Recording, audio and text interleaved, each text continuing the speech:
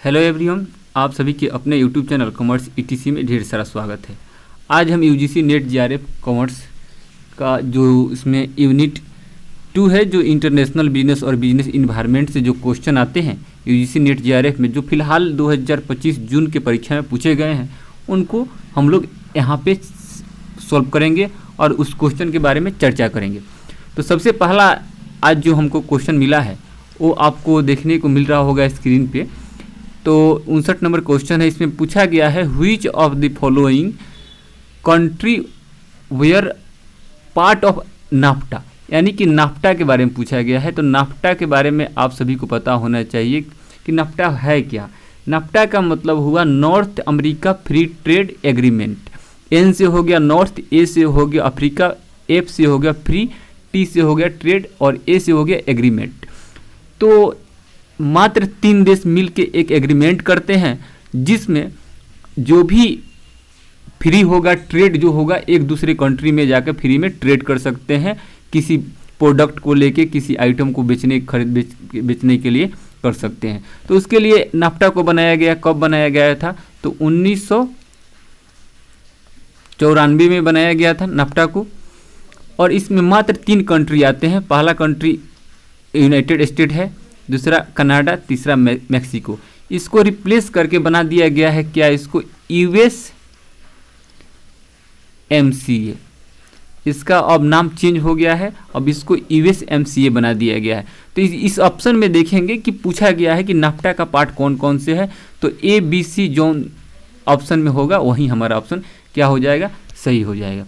अब हम लोग बढ़ते हैं अगले क्वेश्चन की ओर। अगले क्वेश्चन को देखते हैं कि उसमें कौन सा क्वेश्चन पूछा गया है और कौन से सब टॉपिक से लिया गया है।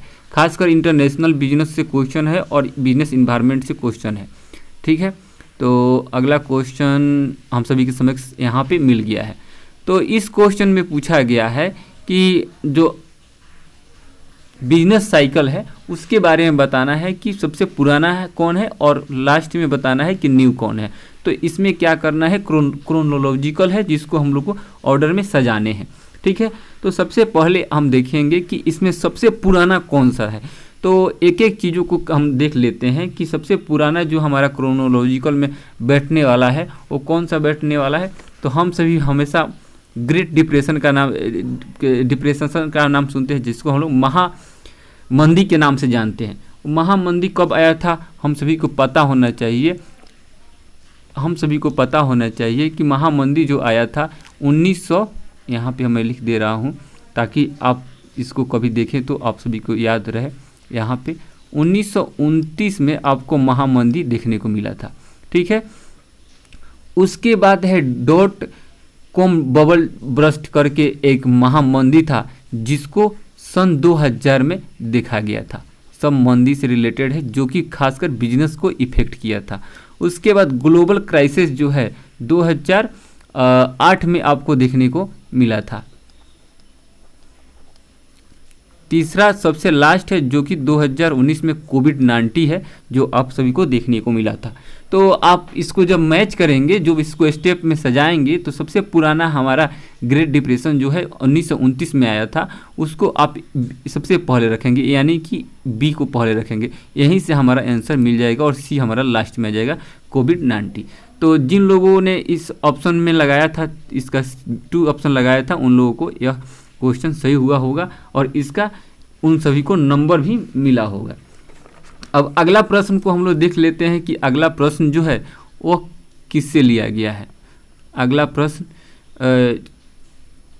इंटरनेशनल बिजनेस के से कौन सा टॉपिक से लिया गया है, इसको भी हम लोग क्या करते हैं देख लेते हैं। हाँ, देखिए 71 नंबर जो क्वेश्चन है, आप सभी कहीं ना कहीं पढ़े होंगे। इंटरनेशनल बिजनेस जो लोग खासकर पढ़े होंगे, कहीं ना कहीं उनको मिला ही होगा, बिजनेस इन्वायरमेंट के टॉपिक में भी मिला होगा। देखिए मर्केंटिलिज्म थ्योरी के बारे में पूछा गया है, कॉम्पिटिटिव थ्योरी के बारे में पूछा गया है और प्रोडक्ट लाइफ साइकिल के बारे में पूछा गया है, हेक्सर-ओलिन के थ्योरी से पूछा गया है। तो सबसे पुराना जो थ्योरी है उसको पहले रखना है और न्यू वाले को कहाँ रखना है? बाद में रखना है। देखिए यहाँ पे ओल्ड टू न्यू के बारे में बात किया गया है। तो ओल्ड टू न्यू में आप देखेंगे तो सबसे पुराना जो हमारा मर्केंटिलिज्म थ्योरी आएगा, यह उस समय का थ्योरी था जब गोल्ड गोल्ड में हमारा ट्रांजैक्शन होता था। एक देश से दूसरे कंट्री, मतलब कि एक कंट्री से दूसरे कंट्री के बीच में गोल्ड से लेन देन होता था, ट्रांजैक्शन होता था। उस समय का हमारा यह मर्केंटिलिज्म थ्योरी, यह थ्योरी कहता था, मर्केंटिलिज्म थ्योरी कहता था कि किसी भी कंट्री से आपको ट्रेड करना है तो वहाँ से ज़्यादा आप गोल्ड को लीजिए और अपने तरफ से गोल्ड नहीं दीजिए, जो कि थ्योरी एकदम से अच्छा नहीं था, ठीक नहीं था। बाद में इसके बाद बहुत सारे थ्योरी आए, कंपैरेटिव एडवांटेज थ्योरी आए, प्रोडक्ट लाइफ साइकिल थ्योरी आए और हेक्सन ओलिन की थ्योरी है। ठीक है, तो इसमें आप देखेंगे कि सबसे जो न्यू जो हमारा थ्योरी है वो है प्रोडक्ट लाइफ साइकिल थ्योरी। ठीक है, तो इसको आप सी को देखेंगे तो लास्ट में कहाँ आपको मिलना है, तो 2 में मिल रहा है। ठीक है, तो चलिए हम अगले क्वेश्चन को देख लेते हैं। अगला क्वेश्चन में क्या पूछा गया है। अगला क्वेश्चन 71 नंबर हम लोग क्वेश्चन किए हैं। 71 के बाद में हम लोग को फिर देखने को मिलता है, आगे देखते हैं कहाँ पे मिलता है। बिजनेस इन्वायरमेंट का क्वेश्चन, इंटरनेशनल बिजनेस का क्वेश्चन।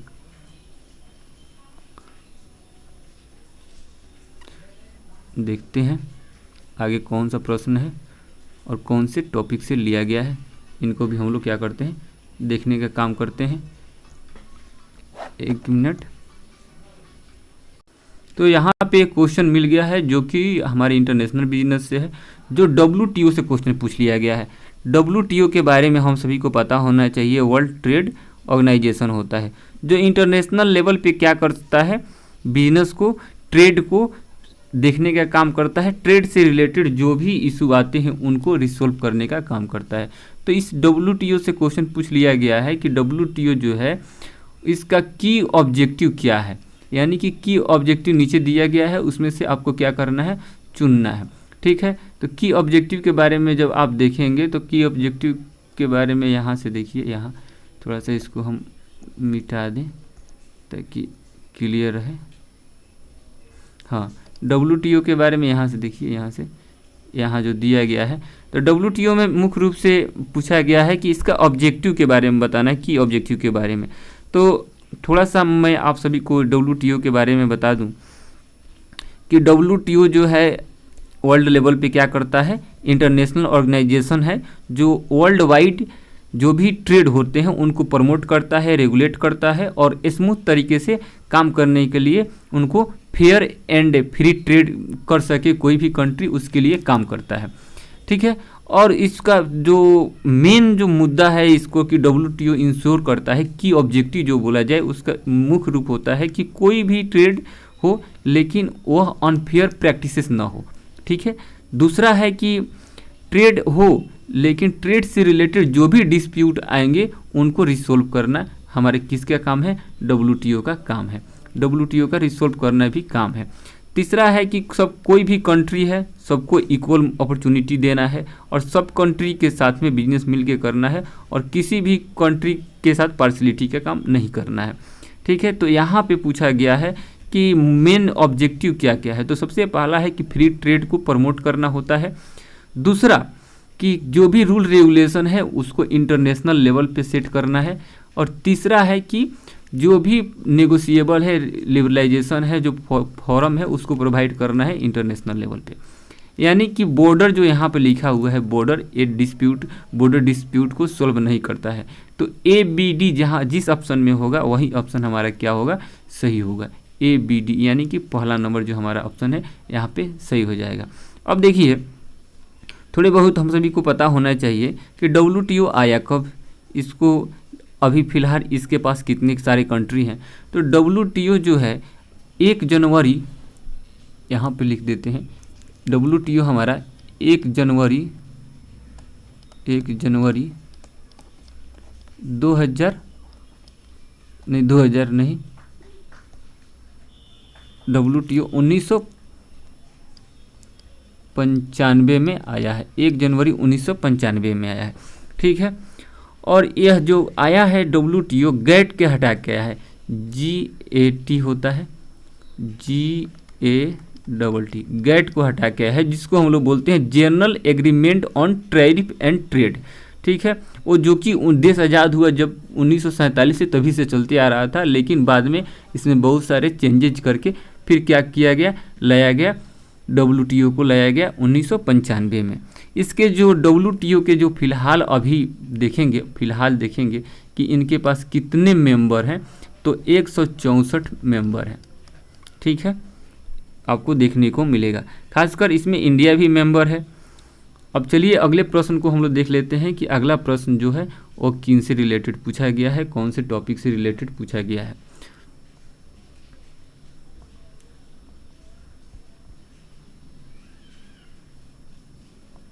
चलिए टोटल जो हमारा UGC नेट JRF जो एग्ज़ाम हुआ था कॉमर्स का, उसी का क्वेश्चन है।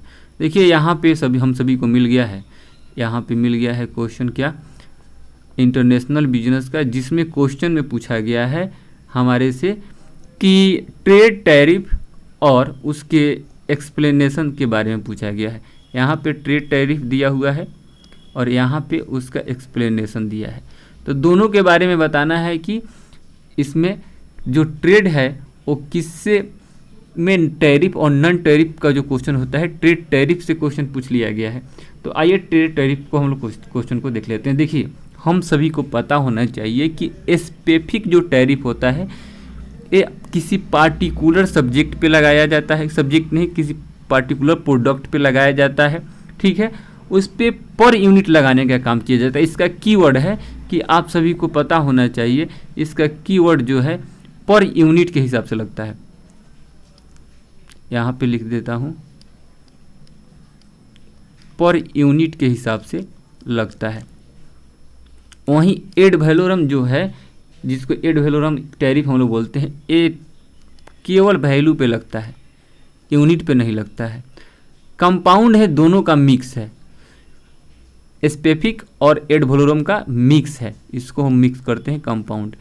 और वेरिएबल जो है ये हमेशा क्या करता है कि जब किसी प्रोडक्ट का दाम अगर एक कंट्री से दूसरे कंट्री में इंपोर्ट किया जाता है, अगर सस्ता पड़ता है, तो घरेलू वहाँ की जो प्रोडक्ट होती है उसको इफेक्ट पड़ता है, उसको डैमेज करने का काम करता है। तो यहाँ पे दोनों को इक्वल करने के लिए जो टैरिफ लगाई जाती है इंपोर्टेड प्रोडक्ट पे, उसको क्या बोलते हैं, वेरिएबल टैरिफ बोलते हैं। तो चलिए हम इसको मिलाते हैं।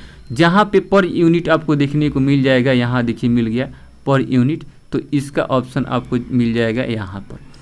जहाँ वैल्यू पर लिखा होगा, वैल्यू का चर्चा किया गया होगा, वहाँ पे मिल जाएगा। देखिए यहाँ पे वैल्यू की चर्चा किया गया। वहीं कंपाउंड टैरिफ के बारे में पूछा गया है, तो दोनों का कॉम्बिनेशन यानी मिक्स बोले हम यहाँ पे, तो दोनों का कॉम्बिनेशन कहाँ पे है, यहाँ पे। वेरिएबल टैरिफ के बारे में कहाँ पे चर्चा किया गया है, तो यहाँ पे जो भी इम्पोर्टेड प्रोडक्ट होता है यानी कि कमोडिटी होता है, उसको लेवल किया जाता है डोमेस्टिक सपोर्ट के लिए, ताकि जो प्रोडक्ट है हमारा वो वेरिएबल रहे, बाहर के जो इम्पोर्टेड गुड्स हैं वो इसको इफेक्ट ना करे, इसको डैमेज ना करे। तो ए का दूसरा होगा, बी का पहला होगा, तो ए का दूसरा यहाँ पे देखने को मिल रहा है, बी का पहला मिल रहा है, तो यहाँ पे ऑप्शन हम लोग का यही वाला सही हो जाएगा। ठीक है, तो 96 नंबर क्वेश्चन जो यहाँ पे दिया गया था, यह पूरा का पूरा इंटरनेशनल बिजनेस से रिलेट कर रहा था क्वेश्चन। अब आगे हम लोग देख लेते हैं, आगे कोई इंटरनेशनल बिजनेस का क्वेश्चन हो उसको भी हम लोग सॉल्व करेंगे। अच्छा खासा क्वेश्चन पूछा गया है इंटरनेशनल बिजनेस से। देखिए यहाँ पे एक और इंटरनेशनल बिजनेस का क्वेश्चन मिल गया है, इसको भी हम लोग सॉल्व करने का काम करते हैं।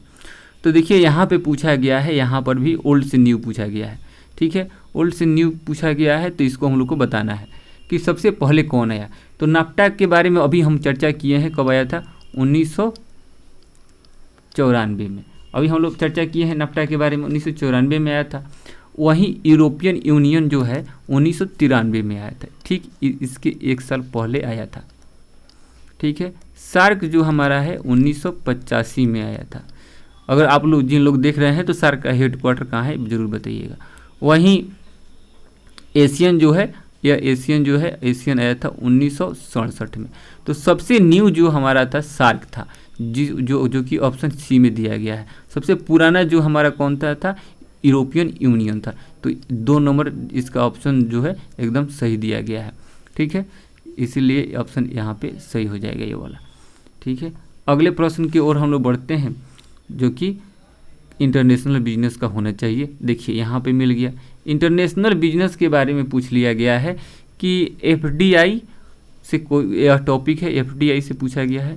एक मिनट, इसको हम कलम से समझा दें। एफडीआई से क्वेश्चन को रखा गया है, यहाँ पे देखिए, यहाँ पे एफडीआई से पूछा गया है कि न्यू एसेट के बारे में पूछा गया है कि ऐसा बताइए कि ऐसा एफडीआई जहाँ पे न्यू क्रिएशन होता है, न्यू एसेट और प्रोडक्शन फैसिलिटेशन को लेके आया जाता है, तो वह कौन सा इन्वेस्टमेंट होगा। डब्ल्यूटीओ बोल रहे हैं, एफडीआई का क्वेश्चन है। अब देखिए एफडीआई में जो अलग अलग यहाँ पे एफडीआई के बारे में बताया गया है उसके बारे में एक बार हम लोग चर्चा कर लेते हैं। तो सबसे पहले यहाँ पे दिया है ब्राउन फील्ड। ब्राउन फील्ड का मतलब होता है कि कोई भी कंपनी जब दूसरी कंपनी के साथ मिल के उसमें कुछ नया काम करती है, कुछ प्रोडक्ट में अपग्रेड करती है, तो उसको हम लोग बोलते हैं ब्राउन फील्ड इन्वेस्टमेंट। एकदम नया से नहीं करती है, बल्कि यह पहले से कोई ना कोई वहाँ पे कंपनी रहती है, उसमें मिलके उसमें कुछ अपग्रेडेशन के साथ कुछ नया प्रोडक्ट लाने का काम करती है। जैसे एक एग्जांपल में देखेंगे तो इंडिया में सबसे अच्छा एग्जांपल है पेप्सिको जो था, वो इंडिया में एक मतलब कि पहले से कंपनी थी, उसमें क्या कि बोटलिंग प्लांट को खरीद लिया और उसमें नया टेक्नोलॉजी लगाकर अपनी प्रोडक्शन शुरू कर दी। यानी कि ऑलरेडी प्लांट था, उसमें प्लांट को खरीदा और उसमें अपना कुछ न्यू टेक्नोलॉजी लगा के काम करने लगा, तो उसको हम लोग क्या बोलते हैं, brown field investment. Brown field investment इसलिए बोलते हैं कि कोई ना कोई वहाँ पे पहले से प्लांट रहती है, उसमें बाद में कुछ काम होता है।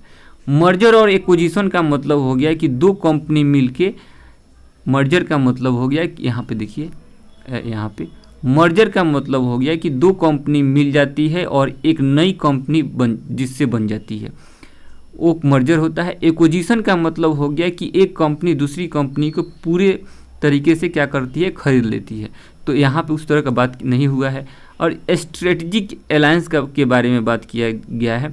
स्ट्रेटजिक अलायंस का मतलब होता है कि जब दो या दो से अधिक कंपनी मिल के कुछ स्पेसिफिक गोल के लिए काम करती है, तो उसको हम लोग बोलते हैं स्ट्रेटजिक अलायंस बोलते हैं, जिसका इंडिपेंडेंट रहता है, दोनों कंपनी इंडिपेंडेंट रहता है। जैसे हम आपको बताते हैं कि आप जैसा भी हम लोग कहीं जाते हैं तो उबेर बुक कर लेते हैं, एक जगह से दूसरे जगह जाने होते हैं तो उसके लिए उबेर हम लोग बुक कर लेते हैं। तो उबेर राइड में जो भी पैसेंजर रहते हैं उनके लिए प्ले लिस्ट जो गाना बजता है, वो जो उबेर के चलाने वाले ड्राइवर होते हैं उनके द्वारा गाना बजाया जाता है। तो उसमें Spotify जो एक MP3 प्लेयर है जो गाना सुनाती है, तो वह क्या है, Spotify और उबेर दोनों का एक पार्टनरशिप है, जो एक तो सर्विस देती है एक जगह से दूसरे जगह तक पहुंचाने में, और तीसरा यह है कि आपको आनंददायक तरीके से गाना को सुनाती हुई लेके जाएगी। तो एक क्या है कि दोनों का गोल है आपको पहुंचाना है, तो स्ट्रेटेजिक अलायंस है, दोनों इंडिपेंडेंट हैं, दोनों का काम अलग है।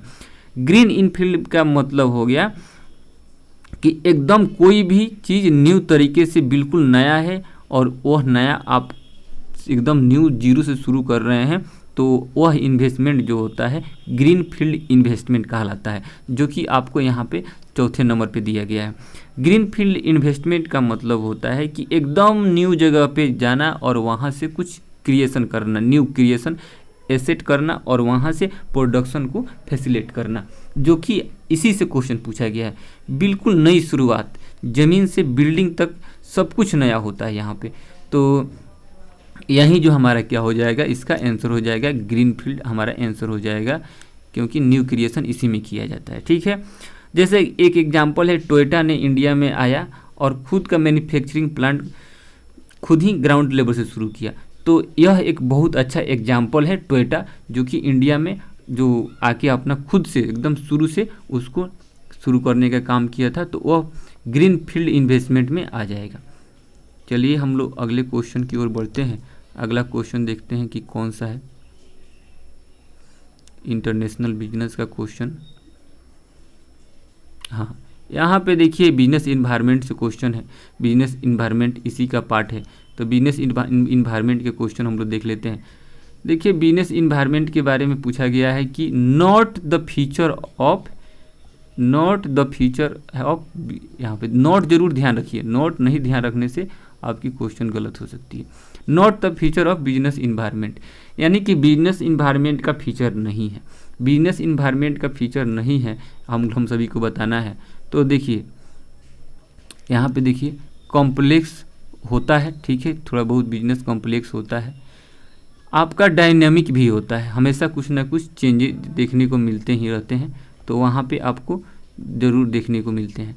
तो इसमें क्या होगा कि डायनामिक भी होगा,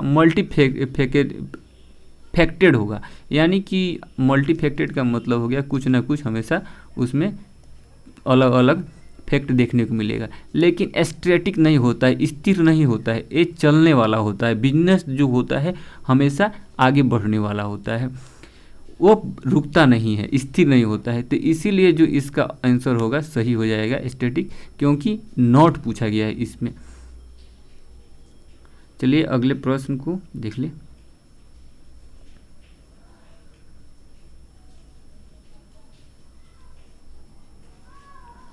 अगला जो प्रश्न है ये वाला है। हाँ, यह जो प्रश्न है इस प्रश्न में पूछा गया है कि इन बैलेंस ऑफ पेमेंट का पूछा गया है। तो हमेशा ध्यान रखिए जो भी सर्विसेज और गुड्स की बात की जाती है वो आपको करेंट अकाउंट से बात करती है, यानी कि करेंट अकाउंट यहाँ पे लिखा हुआ है और गुड्स और सर्विसेज यहाँ पे लिखा हुआ है, तो इसको मिला लेंगे। और कैपिटल अकाउंट कैपिटल में जाएगा, जो कि कैपिटल यहाँ पे आपको देखने को मिल रहा है, ठीक है। आउटफ्लो कैपिटल यहाँ पे देखने को मिल रहा है। और बैलेंस ऑफ ट्रेड क्या होता है कि आप इंपोर्ट और एक्सपोर्ट जो करते हैं वहीं गुड्स को रखा जाता है, केवल गुड्स को रखा जाता है, एक्सपोर्ट और इंपोर्ट के लिए जो ओनली यहाँ पे लिखा हुआ इसमें मिल जाएगा। और किसी आइटम को एरर आता है तो उसको पूरा करने के लिए बैलेंसिंग आइटम को जोड़ा जाता है, उसको हम लोग बोलते हैं entry for net error omission, ठीक है। यहाँ पे इसको जोड़ लेते हैं। तो इस तरह से इस ऑप्शन को मिलाएंगे तो पहला का ए का आ जाएगा दूसरा और बी का जाएगा 1, ए का दूसरा, यहाँ पे देखिए बी का 1, यहाँ पे पूरा का पूरा ऑप्शन हमला मिल रहा है, ठीक है। अगले प्रश्न को देख लेते हैं। अगला प्रश्न इंटरनेशनल बिजनेस से कौन सा पूछा गया है। अरे भाई क्या हुआ, चलिए लास्ट हो गया यहाँ पे,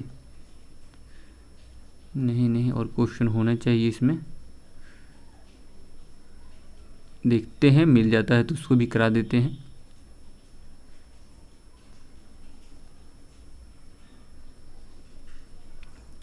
एक दो क्वेश्चन और होने चाहिए। हाँ देखिए यहाँ पे इन्वायरमेंट का क्वेश्चन पूछ लिया गया है, बिजनेस इन्वायरमेंट इसी का पार्ट है। तो पूछा गया है कि एल जो है, एल वो आपका किससे है। तो पेस्टल जो है, पेस्टल का मतलब पी से हो गया आपका पॉलिटिकल, ई से हो गया इकोनॉमिक, एस से हो गया आपका सोशल, टी से हो गया टेक्नोलॉजी, एल से हो गया लीगल, ई से हो गया आपका इन्वायरमेंट। तो एल से पूछा गया है तो एल से हमारा क्या हो जाएगा, लीगल हो जाएगा, यही ऑप्शन हमारा सही हो जाएगा, ठीक है। दूसरा क्वेश्चन मिलना देखते हैं, लास्ट क्वेश्चन होगा आज के वीडियो का, जिसको आप सभी देख लेंगे और समझ लेंगे। देखिए यहाँ पे पूछा गया है कि नॉट बिजनेस माइक्रो इन्वायरमेंट।